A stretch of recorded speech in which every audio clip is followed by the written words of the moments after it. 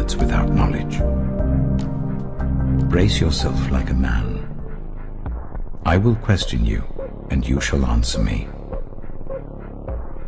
Where were you when I laid the earth's foundation? Tell me if you understand. Who marked off its dimensions? Surely you know. Who stretched a measuring line across it? On what were its footings set? Or who laid its cornerstone, while the morning stars sang together and all the angels shouted for joy? Who shut up the sea behind doors when it burst forth from the womb? When I made the clouds its garment and wrapped it in thick darkness, when I fixed limits for it and set its doors and bars in place.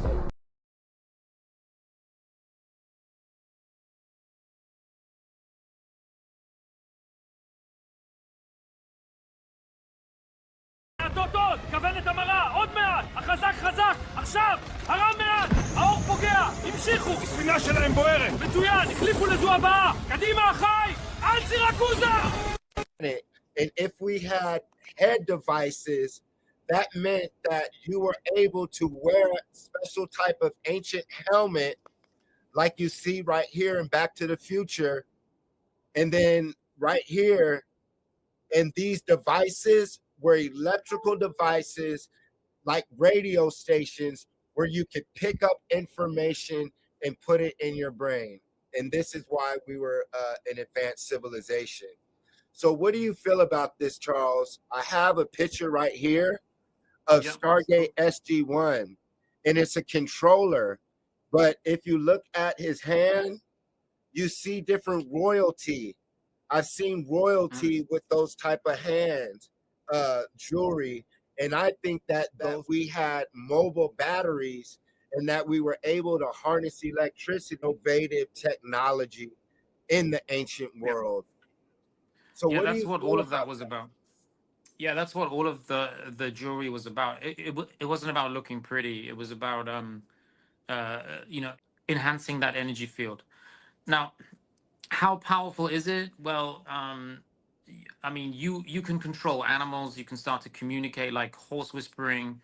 You can start to control nature. You can manifest things, telepathy, all of this, all kinds of kinetic functions where you can train. I mean, you can train it today. You can definitely begin training, but we are told that that's ridiculous. That goes into a fiction. That's not what that's not what the governments or the elites think.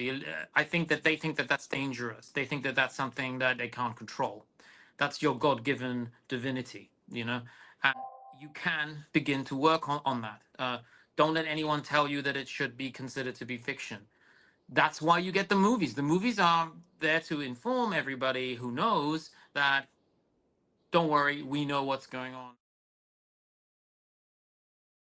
Most people, the movies are just trying to tell you that what you're thinking that way is impossible. It's a movie. You're, keeping each other down, like, oh, what you're thinking is ridiculous. Your belief system doesn't make sense. What you think you're a superhero. And then you've got those references, and then the names of the superheroes sometimes are also trying to replace any Google search chances you have of finding the truth. So if you search for giants, you're going to find an American football team. If you search for a specific kind of bacteria, it's going to be some kind of, I don't know, music festival or some famous rock star or something. So like when you get like. So when you get Van Halen, when you search for the Van Allen belt because you want to find out how many layers there are above you that you can also draw energy from, then you find Van Halen. So Van Halen were obviously given this name, and then they had to maybe go through some kind of legal documentation to change their name so that they could pretend that that was the reason why they called the band that name.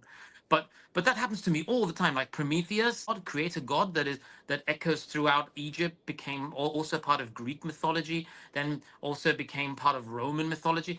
Well, you're going to find a movie about aliens, some again, a spectacular film, There's a incredibly well written movie, but you know, unfortunately, in that movie, the Baghdad battery becomes just an alien breeding egg that kills everyone. So it's, you know, but they there's are copying all that geometry. They're copying giants, Nephilim. They are copying the Anunnaki. They're saying, oh, everyone has these like chamomile flower bracelets that are actually manifestation, powerful manifestation devices. That your hand links to every part of your body. And even if people are like amputees go through some terrible accident where their arm is removed, their arm is still there. They just can't see it. They feel like it's there. They know it's there. You can touch that area where the arm's supposed to be on amputees, and they will still feel you touch them. This shows us that our eyes are so limited. Ultraviolet to infrared is so limited that we only see that physical manifestation of our bodies. We don't actually see our bodies because our bodies are these giant, powerful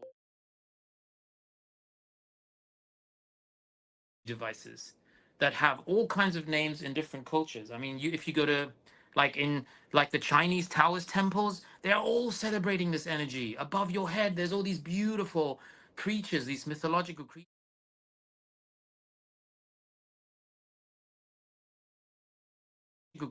that obviously existed at one time. But as human consciousness gets worse and worse, you're going to have more natural disasters. You're going to have extinction levels going to go crazy because nobody is sharing their energy with creation anymore. They're all worried about somebody cutting them off on the highway or not getting the correct change or somebody who's annoying you at work, you know.